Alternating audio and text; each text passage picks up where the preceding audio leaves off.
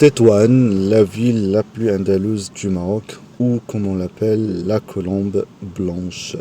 Je l'ai visité il y a 2 semaines et la première des choses que j'ai remarqué, c'est que la ville, elle est propre. Il y a des jardins et de la verdure partout et la pelouse est bien faite sur tous les chemins principaux. Une fois arrivé sur place, dirigez-vous vers Bab el Aqla. C'est l'une des 7 portes qui entourent El Médina avec une muraille historique de 5 km. Il y a des panneaux d'affichage qui vont vous diriger vers les principaux lieux d'El Médina, mais après vous pouvez juste vous laisser se perdre dans les petits ruelles, les petits souks jusqu'au palais royal.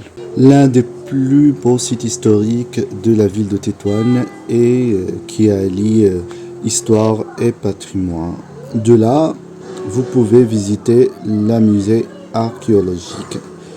Là-dedans, il y a plusieurs œuvres découvertes lors des fouilles en 1921 à Tamouda et en 1923 à Lexus. La musée, il n'est pas très vaste, il y a maximum 4 chambres. Chaque chambre contient des œuvres différentes dans différents domaines, dans la médecine, la cuisine, la couture, la musique. Ça serait intéressant pour faire une petite pause pédagogique avant de partir à une autre destination. En parlant de nouvelles destinations, la ville de Fnidak ou Castiajo, elle est loin de Tétouan que de 30 minutes en voiture. La première des choses que vous allez remarquer une fois arrivé sur place, c'est le grand mosquée Mohammed V d'une superficie de 9400 mètres carrés et d'une capacité d'accueil de 5000 fidèles. Il était reconstruit selon les normes architecturales marocaines authentiques. À la sortie de la mosquée, vous pouvez vous balader dans la corniche de El Fnidak.